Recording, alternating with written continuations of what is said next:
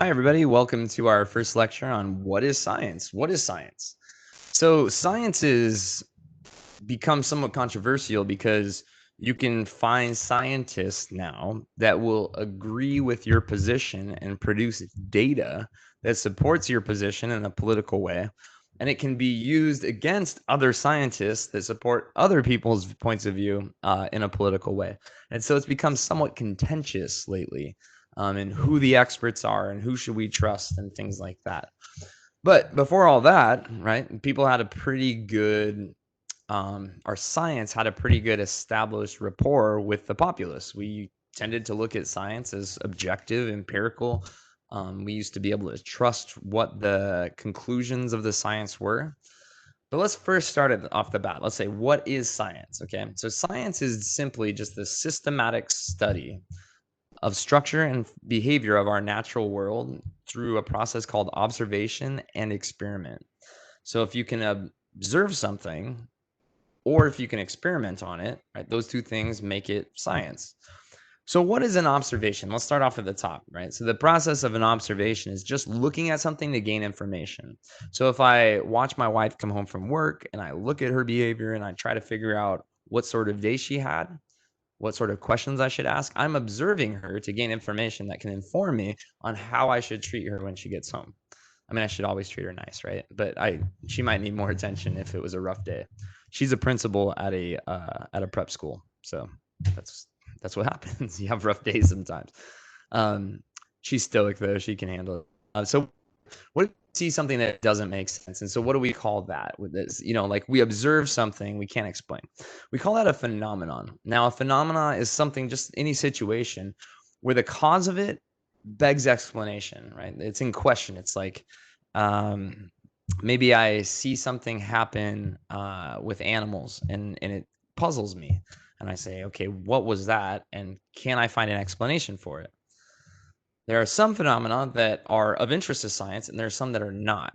Okay, the ones that are of interest to science are the ones that we can repeat, or they're cyclical, meaning that they repeat themselves. Maybe we don't make them repeat, but they repeat on their own, and so we can come and observe them, and we can actually do take measurements and things like that, and glean information from the repeated phenomenon that can inform us or help us figure out what's going on there. The second type of phenomenon is one that is controllable, meaning that I can bring it into a laboratory, isolate all the variables, manipulate just one, and see what that one variable's effect is on the outcome. And that would be a controllable phenomenon. The two categories, like I said, there's one that's of interest to science because we can repeat it, or it repeats, or it's controllable. And then there's phenomena that are not of interest to science. So like ghosts sometimes, or interesting phenomena, paranormal phenomena that are not of interest to science because we can't really make them replicate. We can't repeat them. I know certain shows like Ghost Hunters and stuff like that have done a pretty good job bringing science into the paranormal. But a lot of people kind of like discount what they find, but they definitely try to do a good job. All right. Moving on. So the type of phenomenon, I'm going to give you two types, and you're going to tell me which one they belong to. Okay. Okay. So the first one is these spirit orbs on YouTube, and I'm probably going to have to. There we go. All right. So this person is filming, right? And they're seeing these little orbs floating around. They're like, check out these supernatural angel spirit orbs caught on camera, right? Oh, look at that one. Woo. How do you explain that? It seems to defy gravity. So rewind it just a second, and I want you to look around the room and see if there's anything in the room that might offer an explanation for the phenomena. Okay, I'm gonna pause it. Okay, next, the UFO. So these people were passengers on an airplane. I'm gonna skip this ad real quick. These people were passengers on an airplane. They saw something weird out the window, and they couldn't explain it. It's not an airplane. I mean, it's way too high to be crop dusting. They're at like 35,000 feet. They just can't quite figure out what this thing is. So, all right. And so they couldn't figure out what it was. That's another phenomenon. All right. So coming back, what do you think? Spirit orbs. I have a potential explanation for the spirit orbs. Potentially, it was the fireplace burning in the background. You can see the reflection of it in the mirror. Fireplace has byproducts like ash and small dust particles that will reflect the light of either the camera the person is using and then bounce it back to the lens, making it look like small out of focus things that are circular. And I feel like this could be testable. We could go back to that same room. We could do it without a fire and see if we find those spirit orbs. And then we could do it with a fire and see if it creates the spirit orbs. And then that would be a testable, that would be a test that would determine whether or not this phenomenon was supernatural or had a natural explanation. As far as the UFO goes, there's no way to explain it, or there's no way to go back and repeat it. So even though it's interesting, it's not of interest to science because we cannot make that phenomena repeat itself. So moving on, what do we do with these phenomena that are of interest to science? Well, once we've observed a phenomenon, we have to ask a question. So what I'm doing is I'm walking you through the scientific method. We see something that begs a question, right? That we need to figure out more about, that we yearn to know what the cause is behind this phenomenon. So we ask the question, why did those spirit orbs show up in that house, right? How did that happen? That's a question. Well, then what? Well, we propose a hypothesis, a testable explanation for an observed phenomena.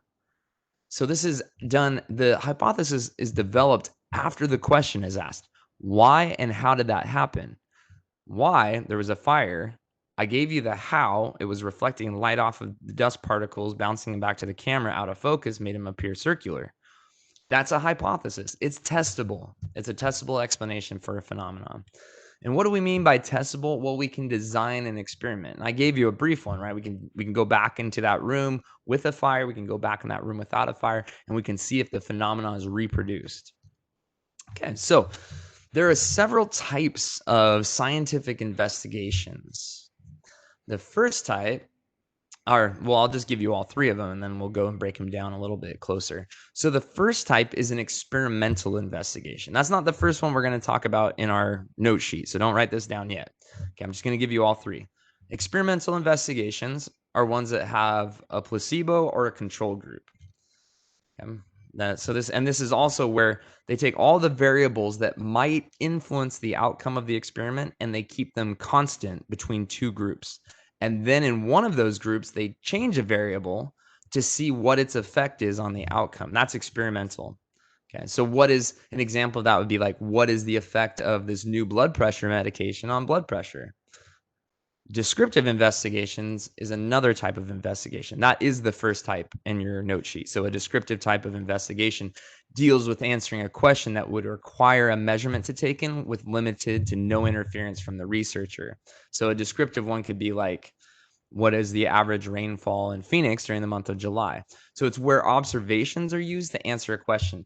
You can also take measurements. You can say, how many cars pass under this overpass between the hours of 5 a.m. and 6 a.m. on the US 60. You could say that's a measurable thing that you can go out and count, but it's descriptive because you're not interfering with the system itself. You're just trying to do limited interference.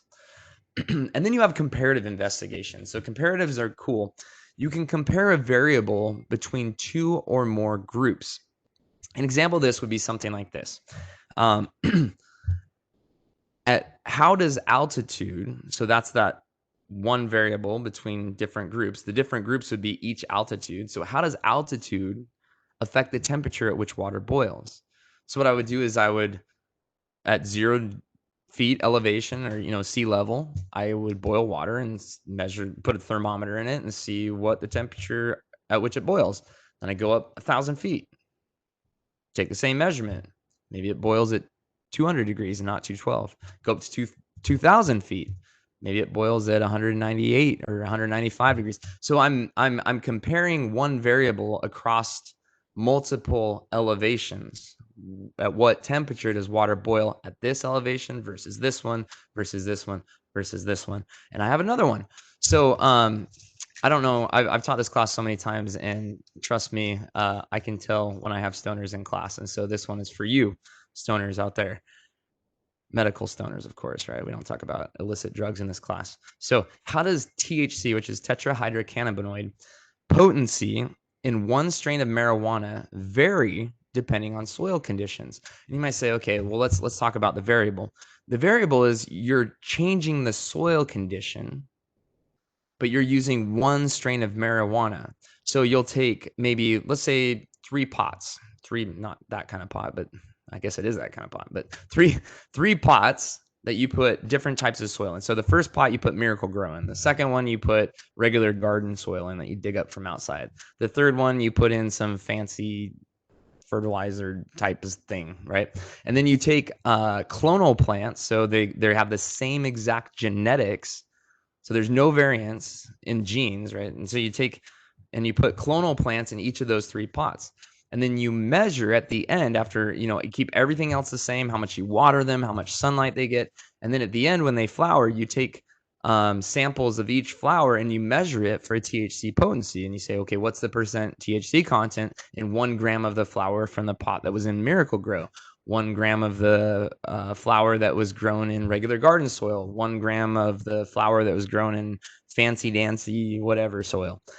And you would compare them. And so that's the comparative investigation, is that you're changing one variable between 2 or more groups. So that's comparative. But we're going to break each one of these down a little bit more in detail.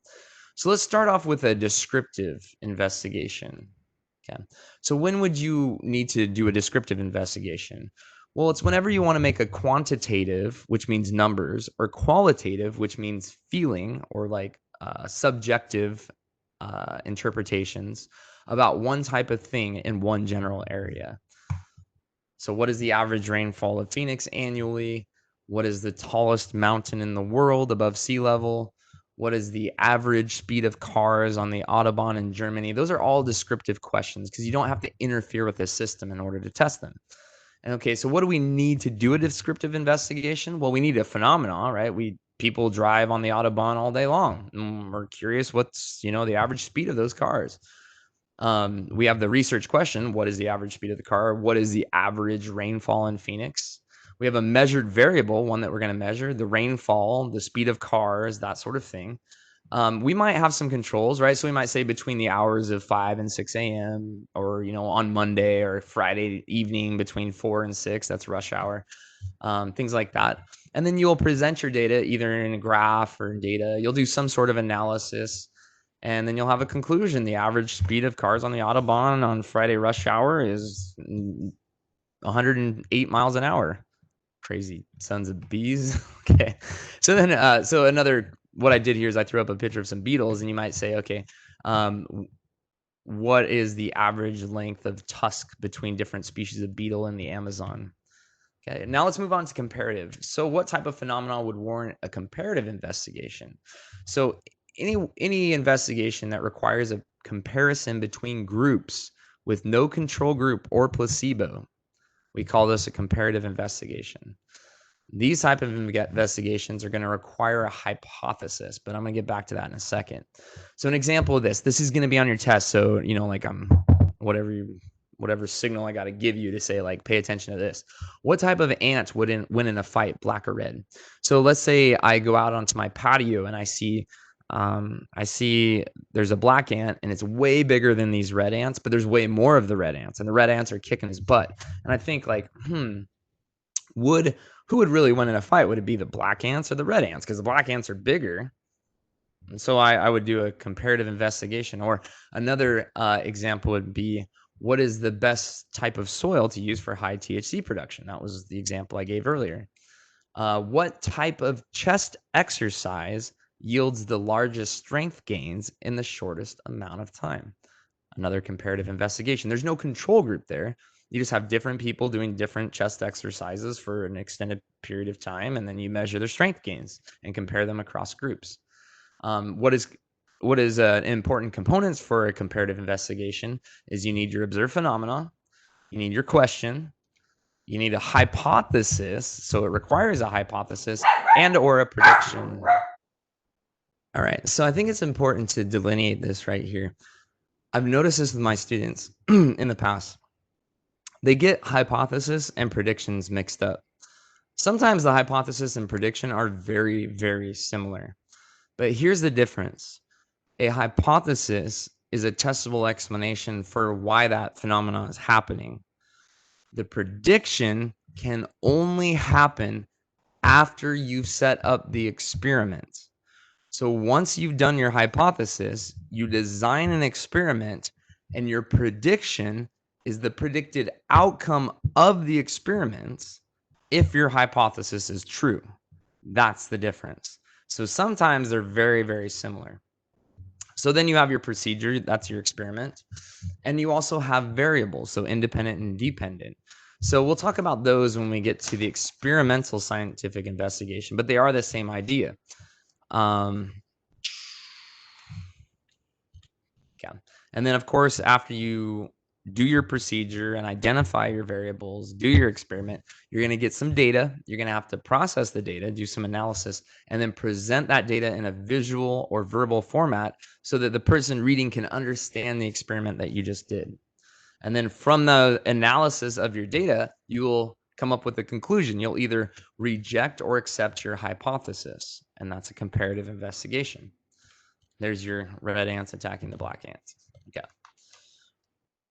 What type of phenomena would warrant an experimental investigation? Okay. So when you want to measure the effect of one variable on a group of similar things, let me give you some examples. Okay. Let me give you some examples of that real quick. If you are a pharmaceutical company and you come up with a blood pressure medication, you want to test that blood pressure medication on people with high blood pressure. So you're measuring the effect of your variable, which is your treatment or your medication, on a group of people, similar things, that all have high blood pressure. See? Okay. So what do you need for an experimental investigation? Well, you always need your observed phenomenon. You always need your question. So that's observation, question. You need to come up with a hypothesis. I think my blood pressure medication is going to reduce the blood pressure of people that take it. You have a procedure, that's your experimental design. You have your variables, which are independent and dependent. Now let's talk about the difference between independent and dependent variables. Okay. Independent variables are any variable that could have an effect on the measured output of an experiment. You might say, well, what's the measured output of an experiment? That's the dependent variable. So you look at it like this. Independent variables are anything that will change the outcome of your experiment. So for instance, let's go back to our THC and pot plant experiment, our comparative experiment, okay? Because that will also use independent and dependent variables. So in that case, the size of the pot that you put the plants in is one of the independent variables, because who knows, maybe pot size has something to do with THC potency. Who knows? But because you're not testing that, you need to keep those the same. So the size of the pots that you put the different soil in, those will be the same. Another independent variable could be the amount of sunlight received. Maybe more sunlight yields more THC. Who knows? But that's not the one you're testing. So you need to keep that variable the same between all three of your pot plants. Second one, or third, another independent variable, the amount of water they are receiving. Different amounts of water could change the outcome, the measured output of the experiment. In that case, the dependent variable is the percent of THC per gram of flower coming off of those plants. That's dependent on all of the independent variables, such as soil type, sunlight, pot size, other environmental factors, temperature, things like that. So independent variables are any variables that can affect, that have a potential effect on the measured output of an experiment. And you want to control all of them except one. So this is where the idea of controls come in. Everything in the experiment that might have an effect on the dependent variable, on the measured output of your experiment, becomes a control as long as it's not the one being manipulated. They has to be kept the same between groups.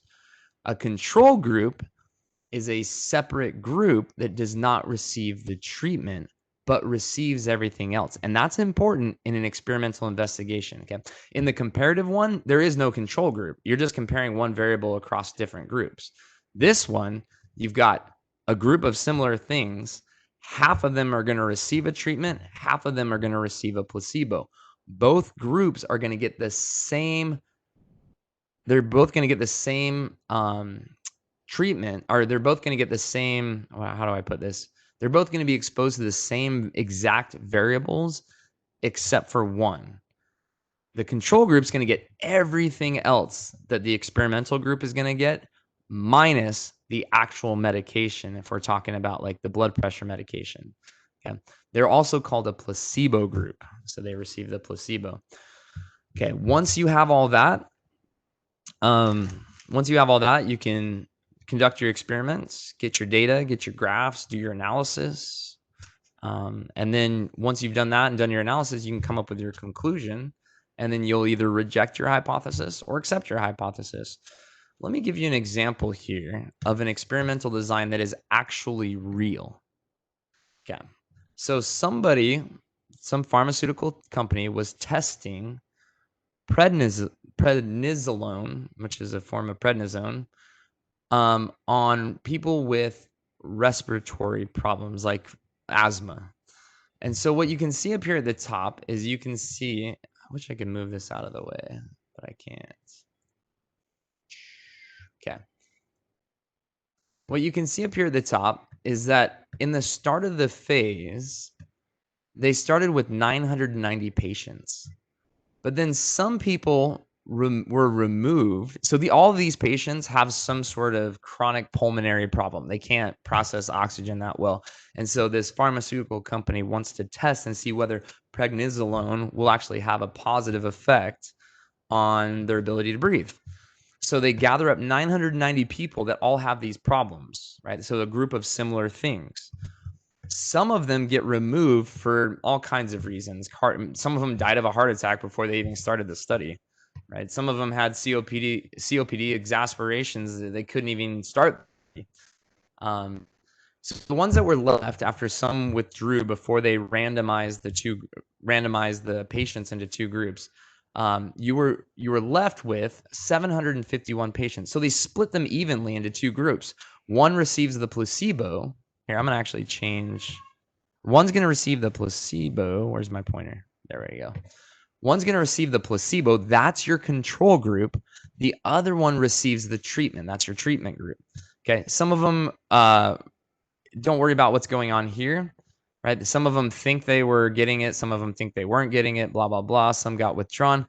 And then here's your double blind phase. So when you're testing medications, this is the phase where the researcher giving the medication to the people in this group have no idea if they're handing the placebo to that group or whether they're handing the actual treatment to them. Same thing over here. The researchers handing the pill to these people don't know whether that pill is a placebo or a treatment. And that's why it's double blind. It's because they randomize people. That's the first level of blindness. They were like, you go that group, you go that group, you go that group. That's the one level of blind. The second level of blind is the person giving the pill to the people has no idea if it's a placebo or the actual treatment. And so that way they don't influence the people receiving the treatment to make them think or not think that they're going to get better from it. So they start the double blind phase. And after 1 year, notice this, after 1 year, the people on the placebo, it wasn't working for most of them or for a lot of them. And 25% of them dropped out. The whatever, I can't even say those words, propionate. These people, it was working for some of them. And so more of them were adherent to the medication, meaning they would take the medication because it was working for them. After 2 years, certain other people dropped out. And after several years, 57% of the people receiving the treatment completed the study. 47% of the people from the placebo group completed the study. So think about that. almost half of the people that started this long-term study on this medication dropped out of the study. And they list all of the reasons they dropped out. Some of them like died of a heart attack, cardiac events. Other people had COPD exasperations. So this is an example, this page. I don't need you to know everything on this page or anything like that. This is an example, though, of a scientific investigation that is experimental. It has a placebo group or a control group and an experimental group. Cool. So let's summarize. Okay, and we'll knock this out real quick. Okay, let me just make sure this last paragraph was answered. So if a pharmaceutical company invents a medication, they need to conduct an experimental investigation. This type of investigation measures the effect of one variable across a group of similar things. Most of the variables in this investigation are independent variables, and they're all controlled to make sure they don't have an effect on the dependent variable or the outcome of the experiment. All right, one independent variable whose effect we intend to measure is called the manipulated variable. Related to the effect of that variable, the dependent variable is the measured output of the experiment. The dependent variable is whether or not the dependent variable was if the blood pressure dropped, or the blood pressure was the dependent variable for people receiving blood pressure medication. We need a question. We need a testable explanation, which is a hypothesis. Scientific investigations test hypotheses. They can be descriptive, comparative, or experimental. And the best way to tell the difference between a comparative investigation and an experimental one is to whether or not the test group was compared to another test group, right? So whether, the pot in this soil type was tested next to a pot in another soil type, tested to a pot in another soil type. And then finally, whether or not the test group was compared to a control group or placebo group. That would be experimental. So when there's a placebo or control group, that's experimental. When the groups are all tested to each other, that's comparative.